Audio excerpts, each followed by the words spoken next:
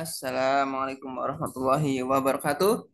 Selamat malam semuanya. Kembali lagi di Tugidek Solution, your partner in IT. Kali ini saya akan membahas sedikit tentang struktur sistem komputer ya.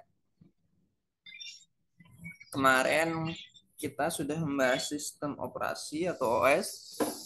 Untuk kali ini pembahasannya melanjutkan masih dalam satu materi sistem operasi sebenarnya.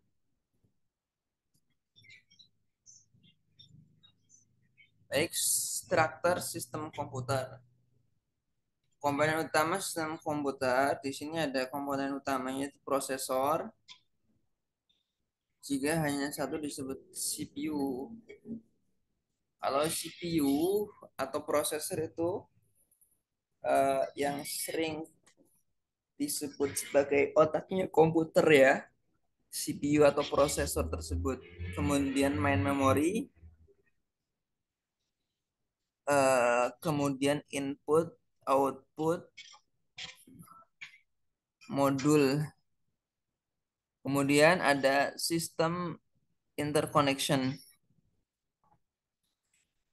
Pada gambar tabel ini bisa dilihat itu ada main memory, kemudian ada CPU, kemudian ada disk controller, kemudian ada printer controller. Jadi CPU sebagai otaknya komputer di sini memberikan menjalankan berbagai pemrosesan yang nantinya akan dieksekusi oleh disk controller maupun memori. Kemudian jika emang harus ada output, bisa dieksekusi oleh printer controller.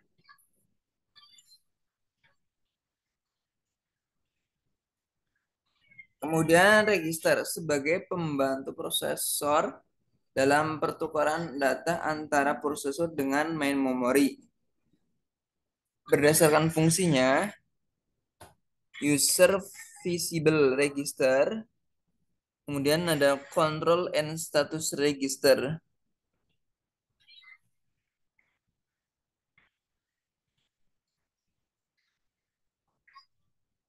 User visible register, program dapat memberikan isi dari register ini. Yang termasuk register tipe ini adalah register data dapat digunakan untuk berbagai keperluan general purpose register menggunakan interaksi mesin. Misal untuk operasi floating dan floating point, register alamat, indeks register, penambahan indeks pada base value, segment pointer register mengacu pada segmentasi memori. Kemudian ada stack pointer register yang menunjukkan lokasi stack di mana main memori. Kemudian ada fetch register berisi operan dan dari prosesor. Control and status register digunakan untuk mengontrol operasi prosesor.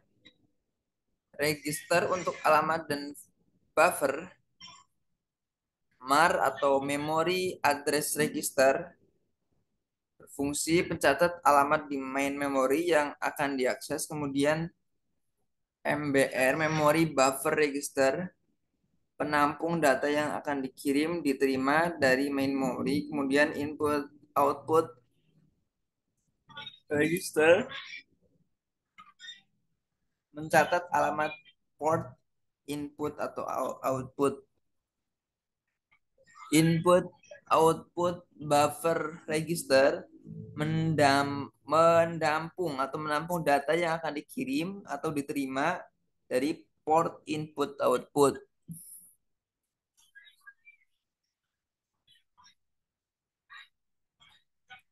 Register untuk eksekusi instruksi PC program counter mencatat alamat main memori yang berisi instruksi yang akan dieksekusi.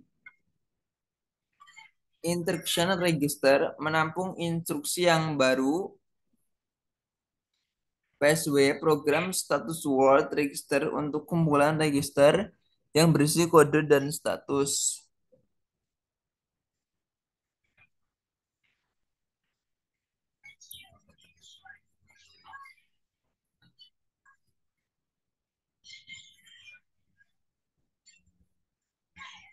Siklus instruksi. Terdapat dua tahap instruksi, yaitu pengambilan instruksi, kemudian eksekusi instruksi. Instruksi berupa kode biner. Mulai mengambil instruksi berikutnya, mengeksekusi instruksi tersebut.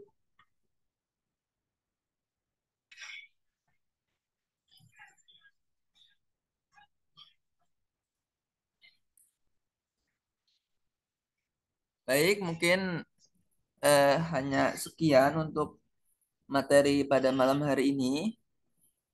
Mungkin bisa dilanjut besok malam. Jadi untuk yang masih penasaran atau masih belum jelas terkait pembahasan ini, boleh komen dan bertanya sebanyak mungkin. Terima kasih, selamat malam.